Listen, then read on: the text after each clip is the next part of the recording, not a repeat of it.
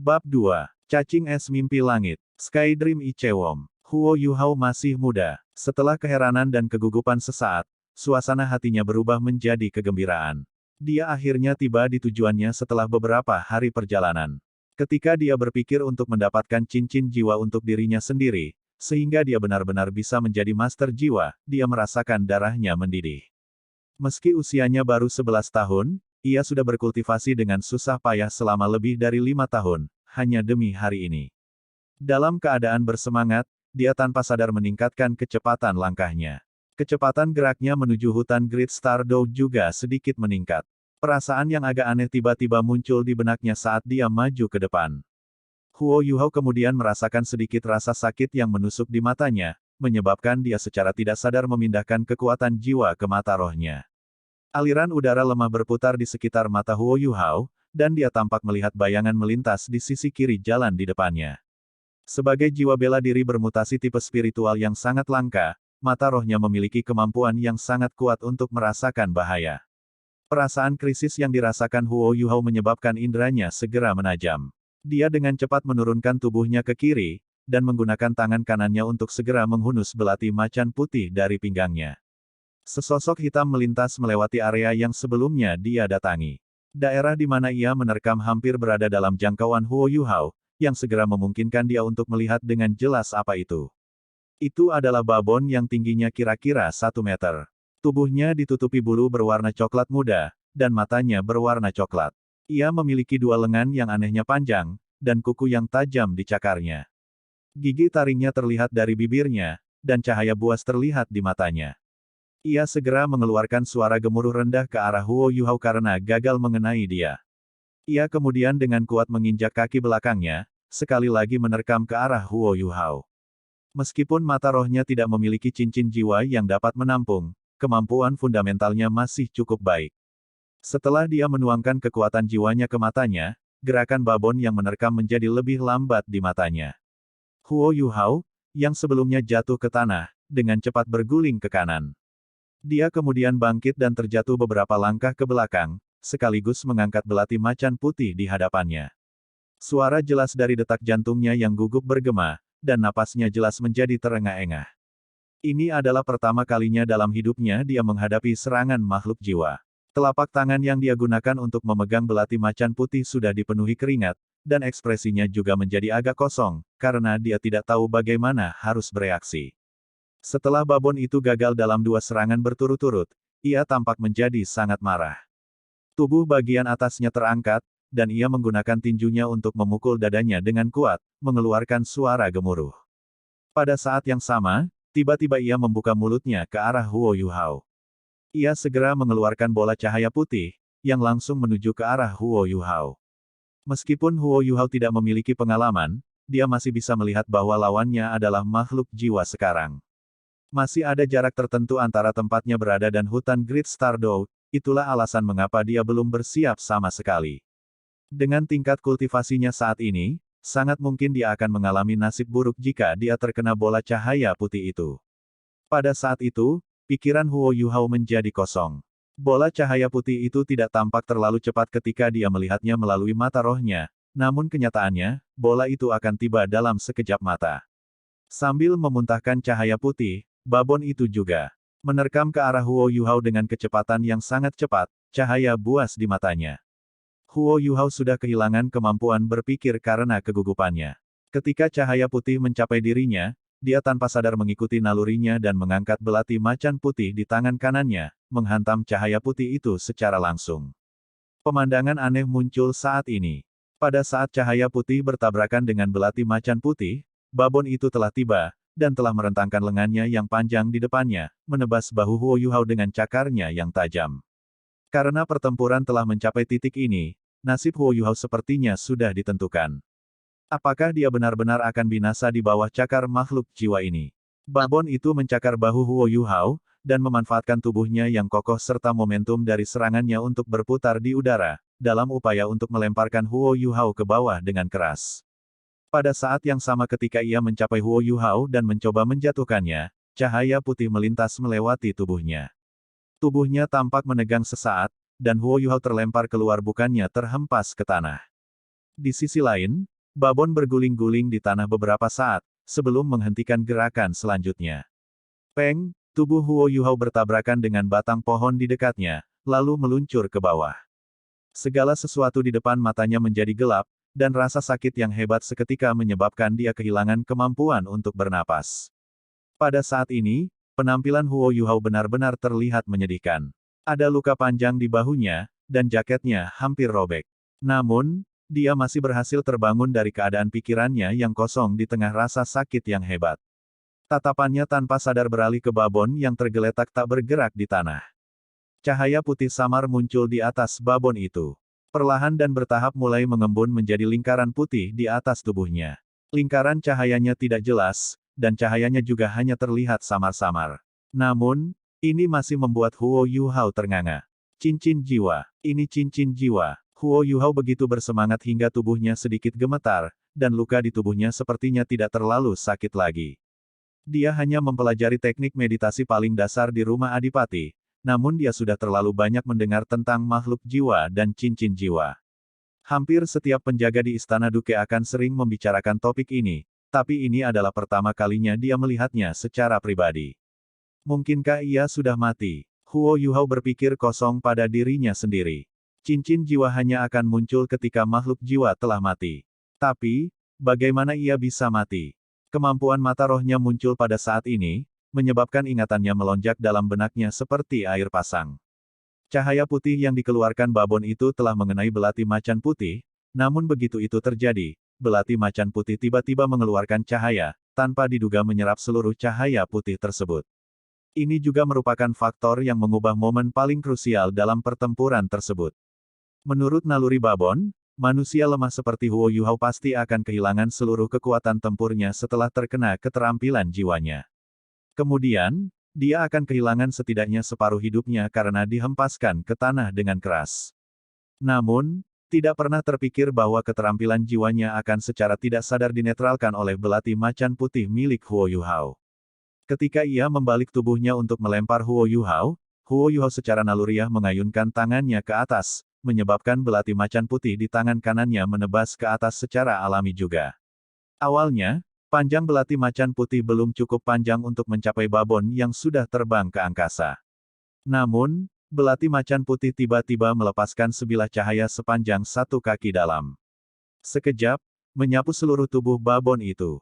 Tampaknya telah mengubah cahaya putih yang sebelumnya diserapnya menjadi pisau tajam. Meskipun Huo Yuhao tidak dapat mengingat dengan jelas di mana belati itu menyerang karena pikirannya yang kosong, sesuatu pasti telah terjadi.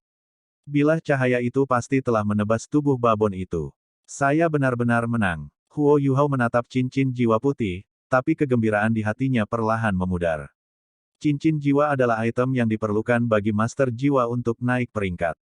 Namun, tidak semua cincin jiwa cocok untuk diserap oleh master jiwa. Hanya cincin jiwa yang memiliki kesesuaian tinggi dengan jiwa bela diri master jiwa yang dapat diserap, untuk hasil terbaik. Kekuatan cincin jiwa didasarkan pada berapa tahun makhluk jiwa itu telah berkultivasi, semakin baik cincin jiwa, semakin kuat keterampilan yang diberikannya kepada master jiwa. Cincin jiwa putih adalah cincin yang dibentuk oleh monster jiwa 10 tahun. Semua makhluk jiwa yang telah dibudidayakan antara 10 dan 100 tahun akan menghasilkan cincin jiwa berwarna putih ketika mereka dibunuh. Babon yang untungnya berhasil dibunuh oleh Huo Yuhao tidak diragukan lagi adalah monster jiwa 10 tahun, dan cincin jiwa 10 tahun juga jelas muncul di depan Huo Yuhao. Sayangnya, cincin jiwa bukanlah cincin yang bisa dia serap. Meskipun Huo Yuhao tidak memiliki pengalaman dalam membunuh makhluk jiwa, dan tidak dapat melihat jenis keberadaan apa babon itu, dia yakin bahwa babon tersebut bukanlah makhluk jiwa tipe spiritual. Oleh karena itu, cincin jiwanya semakin tidak cocok untuknya. Ia ingin memeriksa kondisi babon tersebut, namun gelombang rasa sakit dan pegal membanjiri tubuhnya saat ia hendak berdiri. Kegugupannya yang berlebihan dari sebelumnya menyebabkan dia tidak dapat menggunakan kekuatan apapun sekarang. Dikombinasikan dengan rasa sakit di bahunya, pengerahan tenaga menyebabkan dia mengeluarkan erangan teredam, dan hampir membuatnya pingsan. Lagi pula dia baru berumur 11 tahun. Tekad dalam hatinya bahkan sedikit goyah, setelah pertarungan yang baru saja dia alami. Jumlah makhluk jiwa tipe spiritual yang ada sangat sedikit, namun dia hampir terbunuh oleh makhluk jiwa pertama yang dia temui. Terlebih lagi, ini hanyalah monster jiwa 10 tahun. Bagaimana jika dia bertemu monster jiwa 100 tahun? Dia sama sekali tidak mempunyai kesempatan untuk melarikan diri, hanya karena keberuntungan tidak mungkin selalu bersamanya setiap saat. Kekuatan ajaib yang dilepaskan sesaat dari belati macan putih jelas tidak bisa menutupi kekuatannya yang lemah. Apa yang harus saya lakukan? Huo Yuhao berusaha keras untuk duduk. Dia bersandar pada pohon tempat dia terbang sebelumnya, dan terengah-engah. Saya tidak bisa mati, saya pasti akan berhasil. Aku masih harus mencari keadilan untuk ibuku, aku tidak boleh menyerah begitu saja. Huo Yuhao dengan erat mengatupkan giginya, dan tanpa henti memperkuat keyakinannya. Namun, adegan dari pertarungan sebelumnya dengan Babon terus-menerus membuat dia tahu bahwa dia telah melebih-lebihkan kemampuannya. Pikiran Huo Yuhao dipenuhi dengan perasaan kosong, dan dia tidak tahu harus berbuat apa. Tiba-tiba, sebuah suara bergema di dalam benaknya, tanpa peringatan sebelumnya. Akhirnya, aku bertemu dengan manusia bertipe spiritual. Sayang sekali saudara ini tidak bisa menangis. Jika aku bisa, wajahku pasti akan berlinang air mata. Huo Yuhao terkejut. Dia tidak mengerti mengapa sebuah suara tiba-tiba muncul di benaknya. Namun, pada saat ini, tanah di bawahnya tiba-tiba bergetar tanpa peringatan sebelumnya. Retakan mulai muncul di tanah 2 meter di depannya, dan kemudian secara bertahap meluas hingga berubah menjadi celah, cahaya putih keemasan redup bersinar samar dari dalam celah.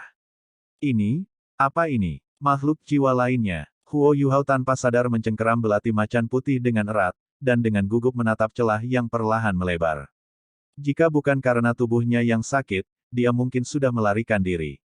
Rasa dingin sedingin es keluar dari celah tersebut, yang menyebabkan suhu di sekitarnya turun. Luas celah tersebut berangsur-angsur bertambah, dan setelah beberapa saat, diameternya telah mencapai lebar 5 meter, menyebabkan penampakan sebenarnya dari cahaya putih keemasan akhirnya terungkap. Itu adalah kepala yang montok dan tampak gemuk dengan diameter lebih dari 1 meter. Setelah perlahan menggoyangkan tubuhnya dan berhasil memanjat, seluruh tubuhnya terungkap. Panjang tubuhnya lebih dari 7 meter. Setelah kemunculannya, suhu di sekitarnya menjadi sangat dingin sehingga Huo Yuhao dapat melihat napasnya sendiri, dan hal itu menyebabkan dia menggigil beberapa kali. Ini jelas merupakan makhluk jiwa, namun secara tak terduga ia menyerupai ulat sutra. Namun, entah berapa kali lebih besar dari ulat sutra biasa. Tubuhnya berwarna sama dengan batu giok putih, berkilau, dan tembus cahaya. Meskipun ia telah menggali dirinya sendiri dari dalam tanah, tidak ada kotoran sama sekali di kulitnya yang cemerlang. Lingkaran cahaya bergerak di bawah epidermisnya, dan secara tak terduga ia memiliki sepasang mata kecil di kepalanya yang berkedip-kedip dengan cahaya kemasan. Yang paling aneh, pola-pola emas terukir di tubuhnya secara berkala, dimulai dari jarak setengah meter dari kepalanya. Dari kepala hingga ekor, ada 10 pola emas. Ekspresi putus asa muncul di wajah Huo Yuhao yang gugup saat dia menatap tubuh besarnya. Ia memiliki tubuh yang sangat besar, dan memiliki kekuatan untuk mengubah suhu, setidaknya ia adalah monster jiwa 100 tahun. Sudah berakhir, semuanya sudah berakhir. Jangan takut, jangan takut. Kakak ini tidak akan menyakitimu. Suara sebelumnya bergema di benak Huo Yuhao sekali lagi, dan ulat sutra besar itu menganggukkan kepalanya. Kepalanya yang besar kemudian terkulai ke bawah, sebelum berhenti 1 meter dari Huo Yuhao. Ia bahkan mengeluarkan sedikit bau harum dari tubuhnya. Huo Yuhao berkata dengan nada kaget, apakah kamu yang berbicara denganku? Ulat sutra raksasa itu menganggukkan kepalanya sebagai tanggapan, dan suaranya terus bergema di dalam benaknya, jelas saudara lelaki ini yang berbicara. Apakah kamu terpikat oleh tubuh indahku? Setelah menyadari bahwa ulat sutra raksasa itu tidak memiliki niat jahat, hati-hati Huo Yuhao yang tegang sedikit mengendur. Apa yang ingin kamu lakukan? Ulat sutra menjawab, pertama, izinkan saya memperkenalkan diri. Saya adalah perwujudan kepahlawanan dan kesatriaan. Seorang raja di antara para makhluk jiwa, yang sama-sama pintar dan tampan. Saya seorang ahli mutlak, seseorang yang telah berkultivasi selama 1.000.000 tahun. Akulah Skydream Ichewom yang memecahkan rekor umur terpanjang di benua Douluo. Yup, kamu bisa memanggilku kakak Skydream. Mata Huo Yuhao langsung berubah menjadi tak bernyawa, binatang jiwa jutaan tahun. Usia Skydream Ichewom berbeda dari prediksinya sebanyak 10.000 kali lipat. Terlebih lagi, apakah memang ada makhluk jiwa jutaan tahun di dunia? Makhluk jiwa terkuat di benua Douluo seharusnya baru berusia 100.000 tahun. Skydream Ichewom, yang jelas-jelas senang dengan dirinya sendiri, berkata, apakah kamu tidak kagum? Apakah kamu tidak terlalu bersemangat? Kamu adalah manusia pertama yang melihat sosokku yang maha kuasa. Huo Yuhao dengan hampa berkata, lalu apa yang ingin kamu lakukan? Suara Skydream Ichewom tiba-tiba menjadi serius. Saudara ini ingin menjadi cincin jiwamu, cincin jiwa cerdas pertama di benua Douluo. Ah! Huo Yuhao memandang Skydream Ichewom di depannya dengan ekspresi kaget. Dia, sejenak kehilangan kemampuan berpikir. Segala sesuatu yang terjadi sejauh ini terlalu mendadak. Memang benar, dia memang haus akan cincin jiwa. Namun, di masa lalu, cincin jiwa yang ingin diperolehnya hanyalah cincin jiwa 10 tahun. Dia tidak pernah mempunyai harapan yang berlebihan. Namun, pada saat ini, seekor ulat sutera besar yang dapat berbicara tiba-tiba menggali dirinya sendiri dari bawah tanah, memberitahunya bahwa itu adalah makhluk jiwa yang berumur jutaan tahun, dan bahwa ia ingin menjadi cincin jiwanya. Ini membuat Huo Yuhao sama sekali tidak dapat memahami apa yang sedang terjadi. Terlebih lagi, dia tidak tahu apakah Skydream Ichewom mengatakan yang sebenarnya atau tidak. Namun, ulat sutera raksasa di hadapannya bukanlah sesuatu yang bisa ia harapkan untuk dilawan, terlepas dari apakah ia mengatakan yang sebenarnya atau tidak. Kepala besar Skydream Ichewom menoleh ke arah Great Stardew Forest, dan dengan hati-hati memindainya. Kemudian, ia berbalik ke arah Huo Yuhao dan berkata, saya akan mulai, oke. Jangan khawatir, saya akan bersikap lembut. Aku tidak akan menimbulkan terlalu banyak rasa sakit. Kamu, sebelum Huo Yuhao bahkan bisa menyuarakan perlawanan apapun, aura yang sangat dingin menyebabkan dia segera kehilangan kesadaran. Dia hanya bisa melihat samar-samar benda putih menyerbu ke arahnya. Saat berikutnya, semua pikirannya memudar. 10 pola emas di tubuh Skydream Ichewom bergerak secara ritmis, seolah-olah mereka hidup. Benda putih yang dilihat Huo Yuhao sebenarnya adalah kepala Skydream Ichewom, yang mengulurkan tangan ke depan untuk menekan kepalanya. 10 pola emas dengan cepat menyelimuti tubuh kurus Huo Yuhao, dan Skydream Ichewom perlahan mengubah dirinya menjadi lingkaran cahaya putih yang tak henti-hentinya melonjak ke dalam tubuhnya. Terlalu lemah, terlalu lemah. Ini sungguh terlalu tragis. Aku sangat menyedihkan. Ah, berapa banyak lagi segel yang harus kupasang pada tubuhku sebelum tubuh lemahnya dapat menopangku. Sangat sulit untuk menjadi cincin jiwa yang cerdas. Ketika Skydream Ichewom melonjak menuju tubuh Huo Yuhao, lapisan gelombang spiritual inkorporeal telah menyebar dari tubuhnya. Gelombang energi spiritual yang menakutkan ini hampir seketika menutupi segala sesuatu dalam jarak 100 mil. Ketika gelombang energi spiritual menutupi Bei Bei dan Tang Ya, yang melaju kencang untuk mengejar Huo Yuhao, mereka segera jatuh ke dalam kondisi lesu untuk sesaat. Meski serangan spiritualnya tidak terlalu merusak, namun tetap menyebabkan semua makhluk hidup kehilangan kemampuan berpikir dalam waktu singkat. Pada saat ini, sebagian besar wilayah selatan hutan Great Stardew menjadi sangat sunyi. Sebelumnya, langit sangat cerah dan cerah. Namun, tiba-tiba hari menjadi gelap, dan ledakan seperti guntur bergema di udara. Pada saat itu, sinar matahari yang cemerlang tiba-tiba tertutup oleh kegelapan. Kemudian, tekanan yang sangat besar yang menyebabkan seseorang bahkan tidak bisa bernapas turun dari langit. Ketika ledakan seperti guntur bergema di udara, tubuh besar Skydream Ichewom, yang saat ini mencoba untuk bergabung dengan tubuh Huo Yuhao, bergetar hebat sejenak. Matanya yang kecil dan berwarna emas memandang ke atas ke langit, dan ekspresi ketakutan segera muncul di dalamnya. Di dalam ekspresi ketakutan itu juga ada sedikit keterkejutan. Tekanan di langit jelas tidak mempengaruhinya, tapi melebihi pengetahuannya. Aliran udara kelabu turun dari langit, seolah-olah ada gaya tarik yang sangat besar yang menyedotnya ke bawah. Setelah sesaat, benda itu mendarat di belakang kepala Huo Yuhao, dan diam-diam memasukinya. Siapa yang berani bertengkar dengan saudara ini demi seseorang? Skydream Ichewom menjadi marah. Gelombang spiritualnya yang besar langsung melonjak dalam upaya untuk mengusir aliran udara abu-abu dari tubuh Huo Yuhao. Sosok yang sangat buram muncul di belakang Huo Yuhao, dan suara tua dengan kesan yang sulit digambarkan bergema. Tangan itu menggenggam matahari dan bulan, dan juga memetik bintang-bintang, dunia ini tidak memiliki orang sepertiku. Saya tidak berpikir bahwa orang tua ini akan memiliki jejak sisa roh yang masih ada di sini. Sosok samar dan ilusi itu sepertinya tidak terpengaruh sama sekali oleh serangan spiritual kuat dari Skydream Icewom. Dengan suara mendesing, itu menghilang ke belakang kepala Huo Yuhao. Skydream Icewom tidak berani memperkuat serangan rohaninya lagi, karena jejak darah sudah mulai merembes keluar dari 7 lubang Huo Yuhao. Dia menemukan bahwa, setelah aliran udara abu-abu memasuki pikiran Huo Yuhao, aliran itu segera berubah menjadi mutiara abu-abu seukuran kacang kedelai. Kemudian, keadaan menjadi sunyi. Itu tidak bertentangan dengan energi spiritualnya, dan dia juga tidak dapat memengaruhinya dengan kekuatannya. Saya tidak mungkin seberuntung ini. Sangat sulit menemukan manusia tipe spiritual, tapi seorang bajingan ingin merebutnya dariku. Apakah surga iri pada orang jenius seperti saya? Kakak ini sungguh menyedihkan. Meskipun dia sedang menyuarakan keluhannya, gerakannya tidak melambat sama sekali. Cahaya putih pekat berangsur-angsur mengembun dan mengalir ke tubuh Huo Yuhao, sementara tubuh Skydream Icewom secara bertahap berubah menjadi lebih transparan selama proses tersebut, dan volumenya berkurang dengan cepat. Sudah tidak ada jalan kembali baginya, sejak dia mulai menuangkan energinya ke tubuh Huo Yuhao. Tubuh Huo Yuhao telah berubah menjadi putih pucat, dan menyerupai penampilan Skydream Icewom sebelumnya. Luka di bahunya pulih dengan kecepatan yang terlihat dengan mata telanjang. Wahaha! Tidak peduli bagaimana kamu mengatakannya, saudara ini akhirnya bebas. Kalian bajingan yang menganggapku sebagai makanan tidak lagi punya kesempatan, wahahaha. Suara Skydream Icewom, yang jelas-jelas senang dengan dirinya sendiri, perlahan-lahan berubah semakin lembut.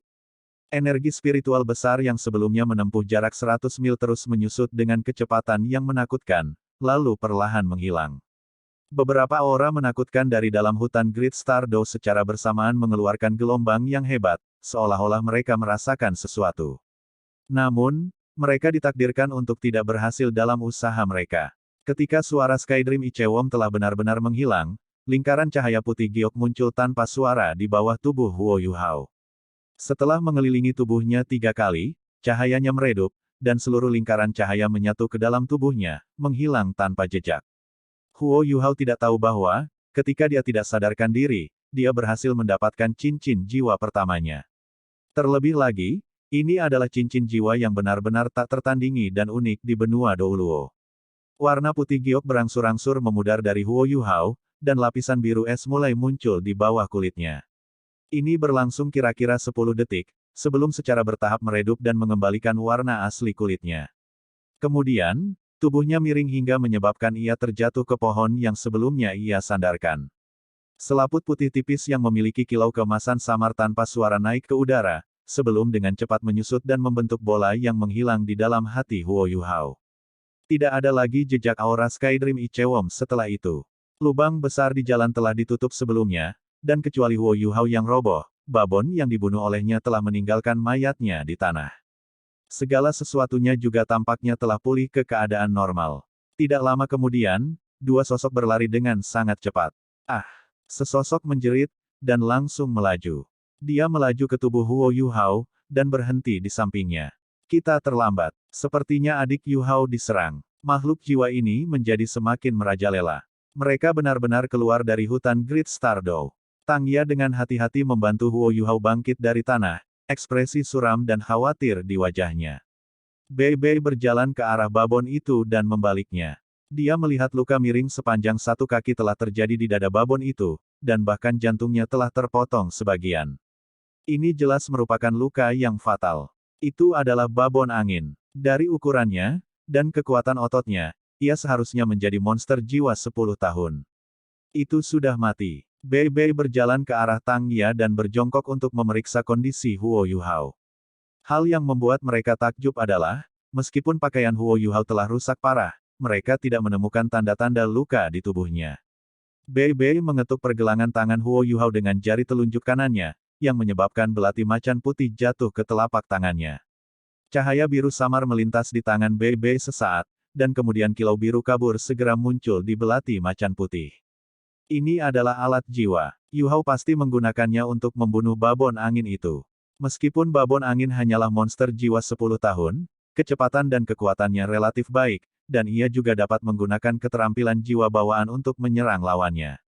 Karena dia bisa membunuh babon angin di usianya, Yuhao kecil sudah cukup baik.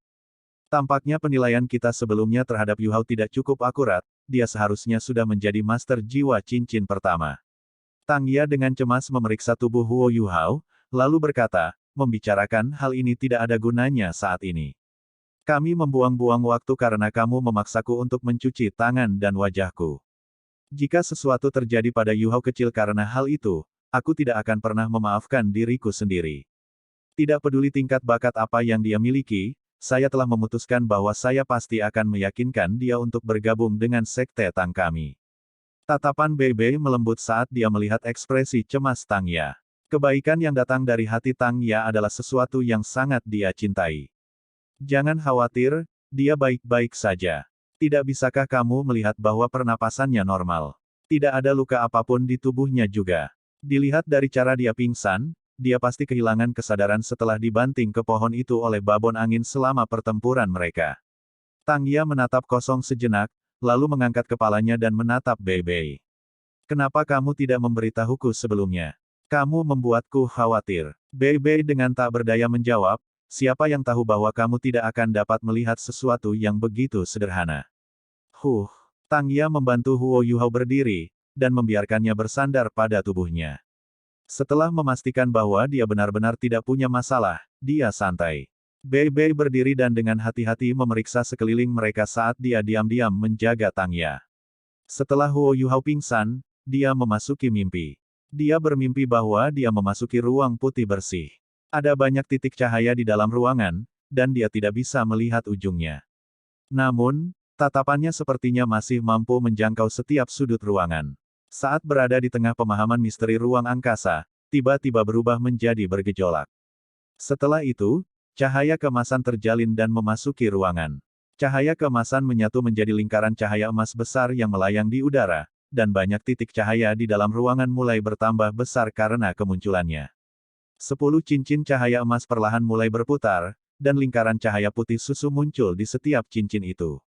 Ketika kekuatan halo meningkat, mereka secara bertahap berkumpul dan membentuk 10 bola cahaya besar yang melayang di angkasa. Tinggi dan volume ruang bertambah berkali-kali lipat ukurannya. Pada saat itu, bola cahaya abu-abu yang biasa-biasa saja muncul di dekat salah satu bola cahaya emas. Ukuran bola abu-abu itu jauh lebih kecil dibandingkan 10 bola cahaya lainnya.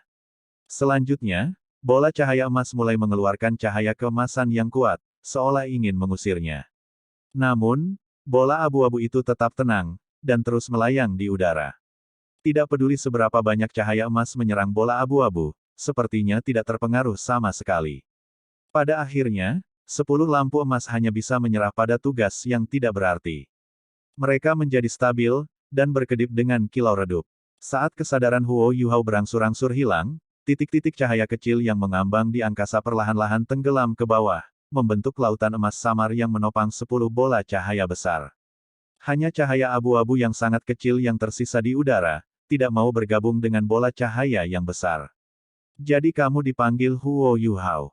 Sebuah suara tiba-tiba bergema. Setelah itu, pandangan Huo Yu Hao langsung ditarik kembali, dan dia tanpa sadar menurunkan pandangannya. Dia hanya bisa melihat dirinya yang telanjang berdiri di atas lautan emas, tepat di tengah-tengah 10 bola cahaya berwarna putih kemasan. Di mana ini? Kenapa saya di sini? Huo Yu Hao bertanya dengan takjub. Ini adalah lautan kesadaran pikiran Anda, atau lautan spiritual. Di masa depan, ini akan menjadi rumah kakak. Tempat ini terlalu kecil, jadi saudara hanya membantu Anda mengembangkannya. Namun, tubuhmu terlalu lemah, jadi aku harus melakukannya sekarang. Kamu adalah Sky Dream Ichewom. Aku tidak sedang bermimpi. Huo Yu Hao menjadi semakin terkejut ketika dia mendengar suara dan nada bicara orang yang berbicara. Segala sesuatu yang dia lihat di depannya telah melampaui pengetahuannya. Belum lagi Huo Yu Hao, yang baru berusia 11 tahun, bahkan orang dewasa pun akan terkejut hingga gemetar ketakutan jika disuguhkan pemandangan ajaib seperti itu. Bermimpi. Jika Anda bisa mendapatkan mimpi indah seperti itu, bukankah Anda akan mati karena kebahagiaan? Ini jelas bukan mimpi. Seperti yang saya katakan, inilah dunia yang ada dalam pikiran Anda. Sky Dream Ichewom menjawab dengan tidak senang. Huo Yu Hao dengan hampa berkata, apa itu? Sky Dream Ichewom menjawab, kamu benar-benar bodoh. Bagaimana saya menjelaskan hal ini kepada Anda? Baiklah, Mari kita begini. Anda tahu tentang mata Anda, mereka adalah jiwa bela diri yang oleh kesadaran Anda disebut mata roh. Saya baru saja menelusuri ingatan Anda, jadi saya tahu tentang pengalaman Anda sebelumnya. Mata roh adalah jiwa bela diri Anda, tetapi pada saat yang sama juga mata Anda. Jadi, lautan spiritual adalah tempat penyimpanan energi spiritual Anda. Jika Anda ingin menampilkan kekuatan mata roh Anda harus mengubah kekuatan jiwa Anda menjadi energi spiritual, lalu melepaskannya menggunakan mata roh Anda. Lokasi spesifik dari lautan spiritual Anda adalah otak Anda, di belakang mata roh Anda. Saat ini, kesadaran Anda terbenam di dalam lautan spiritual Anda. Tubuh yang kamu lihat sebenarnya bukanlah tubuh aslimu. Huo Yuhao akhirnya memahami beberapa hal setelah mendengar penjelasan mendetail ini. Ketakutan di hatinya juga semakin melemah. Anak-anak kecil jauh lebih sensitif daripada orang dewasa pada waktu-waktu tertentu, dan dia merasa bahwa Skydream Ichewon benar-benar tidak mempunyai niat jahat terhadapnya. Lalu, kenapa kamu muncul di lautan spiritualku? Huo Yuhao bertanya lagi. Skydream Ichewon menjawab, bukankah aku baru saja memberitahumu? Saya ingin menjadi cincin jiwa Anda, cincin jiwa yang cerdas. Sampai sekarang, saya sudah menjadi salah satunya. Namun, demi menjadi cincin jiwamu, aku telah menekan dan menyegel sejumlah besar kekuatanku. Mulai sekarang, Anda akan memiliki cincin jiwa, dan bisa menjadi salah satu yang disebut sebagai master jiwa manusia. Namun, bakat bawaan Anda jauh lebih buruk dari yang saya kira. Anda bisa menggunakan istilah, sangat miskin untuk menggambarkannya. Aku benar-benar tidak tahu apakah pilihanku benar atau tidak. Huo Yuhao sedikit malu ketika berkata, saya akui bahwa bakat saya tidak begitu bagus. Tapi, saya akan bekerja keras. Kekuatan roh bawaanku hanya peringkat 1. Skydream Ichewon dengan murung berkata, saya akan memikirkan metode untuk membantu Anda meningkatkan diri nanti. Seiring bertambahnya durasi pembicaraan, nyali Huo Yuhao pun ikut bertambah. Cacing es mimpi langit. Panggil aku kakak Skydream. Baik, saudara Skydream. Anda mengatakan bahwa Anda adalah monster jiwa sejuta tahun. Apakah itu benar? Juga, mengapa kamu memilihku? Saya pernah mendengar bahwa cendekiawan jiwa hanya dapat menahan cincin jiwa yang berusia di bawah 400 tahun.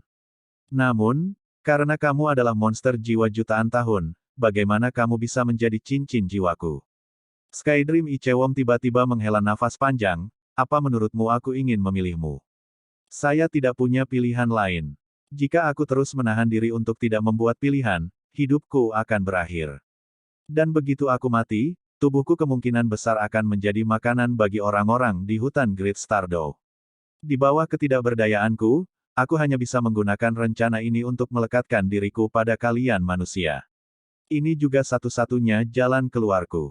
Maukah kamu mendengarkan ceritaku? Di masa depan, kita akan bersama untuk waktu yang sangat, sangat lama.